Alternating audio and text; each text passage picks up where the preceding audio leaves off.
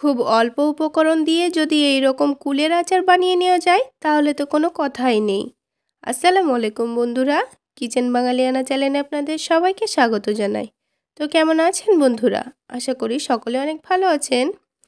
আজকে আমি তৈরি করব কুলের আচার।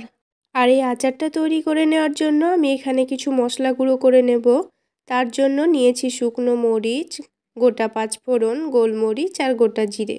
এবারে সবগুলো মশলাকে আমি ভেজে নেব। 2 থেকে 3 মিনিট মতো মিডিয়াম আঁচে এটাকে নাড়াচাড়া করে ভেজে নিয়ে এই মশলাটা ঠান্ডা করে নিয়ে আমি এই মশলাটাকে গুঁড়ো করে নেব। এবার চলে যাব আচারগুলো তৈরি করে নেওয়ার জন্য। তার জন্য একটা কড়াইয়ের মধ্যে দিয়ে দেব সরিষার তেল। এবারে সরিষার তেলটা হালকা গরম করে নিয়ে এর মধ্যে একটা কাঠ মশলা দিয়ে দেব আর দিয়ে দেব 4টা এলাচ। এবার এই তেলের মধ্যে দিয়ে দেব কুলগুলো। এখানে কুলগুলো আমি 500 গ্রাম নিয়ে নিয়েছি।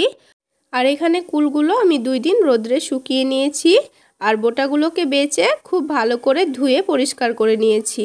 এবার এই কুলগুলোকে আমি এই তেলের মধ্যে কিছুক্ষণ নাড়াচাড়া করে ভেজে নেব। কিছুক্ষণ নাড়াচাড়া করে ভেজে নেওয়ার পরে কুলের মধ্যে আমি দিয়ে দেব লবণ। এবার দিয়ে দেব অল্প পরিমাণে একটু হলুদের গুঁড়ো দিয়ে এই কুলগুলোকে আবারও কিছুক্ষণ নাড়াচাড়া করে নেব। আর কুলগুলোকে আমি 2-1 মিনিট নাড়াচাড়া করে নিয়েছি। তারপর কুলগুলোকে সেদ্ধ করে নেওয়ার জন্য আমি এর মধ্যে 1 গ্লাস মতো জল দিয়ে দিলাম আর কুলগুলোকে একটু ভালো করে সেদ্ধ করে নেব। এখানে যদি আপনাদের কুলটা মনে হয় একটু বেশি শুকিয়ে গেছে, একটু শক্ত মনে হয়, সেক্ষেত্রে একটু জলটা বেশি দিয়ে দেবেন, দিয়ে এটাকে ঢাকা দিয়ে সেদ্ধ করে নেবেন, তাহলে এটা সেদ্ধ হয়ে যাবে। আর এখানে আমার কুলগুলো শ্বাসগুলো একটু নরম আর খুব তাড়াতাড়ি সেদ্ধ হয়ে গেছে, সেজন্য আমি অল্প জল দিয়েছি। এবার আমার এই কুলগুলো খুব ভালোভাবেই সেদ্ধ হয়ে গেছে আর আমি এটাকে গলিয়ে গলিয়ে দিচ্ছি। খুব ভালো করে এটাকে ভেঙে ভেঙে গলিয়ে গলিয়ে দেব, তাহলে কুলের আচারটা খেতে অনেকটাই বেশি সুস্বাদু হবে। এই রকম করে এই আচারটি তৈরি করে নেওয়ার জন্য খুব একটা মশলার প্রয়োজন হয় না। ঘরে থাকা কিছু অল্প উপকরণেই তৈরি করে নেওয়া যায় আর এটা যে কেউ তৈরি করে নিতে পারবে। তো বন্ধুরা, একবার হলেও আপনারা এই রকম পদ্ধতিতে আচারটা তৈরি করে দেখবেন।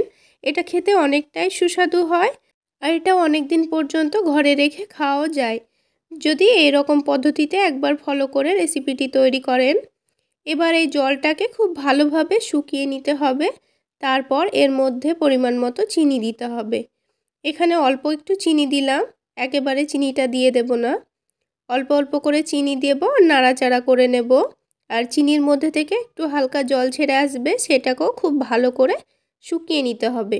আর এই আচারের মধ্যে থেকে জলটা যদি খুব ভালো করে না শুকিয়ে নেওয়া যায় তাহলে আচারটা খুব বেশি দিন থাকবে না, নষ্ট হয়ে যেতে পারে। তো বন্ধুরা, একটু সময় নিয়ে অল্প অল্প করে চিনি দিয়ে আপনারা জলটা শুকিয়ে নেবেন খুব ভালো করে।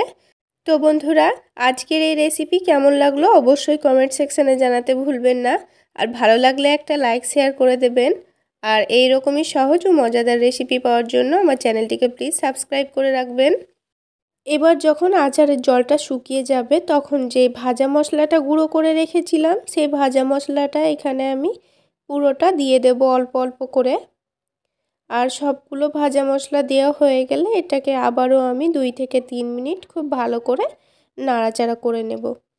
আর মশলার পরিমাণটা কুলের পরিমাণ অনুযায়ী কম বেশি বাড়িয়ে বা কমিয়ে নিতে পারেন। আর সবগুলো ভাজা মশলা দেওয়া হয়ে গেলে এটাকে আবারও আমি 2 থেকে 3 মিনিট খুব ভালো করে নাড়াচাড়া করে নেব। আর খুব ভালো করে নাড়াচাড়া করে এটা আঠালো হয়ে যাবে আর জলটাও কিন্তু খুব ভালোভাবে শুকিয়ে যাবে। ঠিক এই মুহূর্তে এবার নামানোর আগে এর মধ্যে বিট লবণ দিয়ে দেব। আর বিট লবণ দিয়ে দিলে আচারের স্বাদ কিন্তু অনেকটাই বেড়ে যায়। তো বন্ধুরা, আচারটা আমি অনেকক্ষণ নাড়াচাড়া করে নেওয়ার পর ঠিক এই পর্যায়ে আমি আচারটাকে নামিয়ে নেব। দেখুন বন্ধুরা, কতটা লোভনীয় হয়েছে আচারটা দেখতে। এবার আচারটা ঠান্ডা করে নেওয়ার পর আমি এটাকে তুলে রেখে দিচ্ছি। আপনারা চাইলে এটাকে কাঁচের বয়মে অথবা কোনো জারের মধ্যে রেখে অনেক দিন ধরেও খেতে পারেন। তো বন্ধুরা, এতক্ষণ আমার সঙ্গে থাকার জন্য আপনাদের সকলকে জানাচ্ছি অসংখ্য ধন্যবাদ। সকলে অনেক বেশি ভালো থাকবেন, সুস্থ থাকবেন। দেখা হচ্ছে আরেকটি নতুন রেসিপি নিয়ে পরের ভিডিওতে।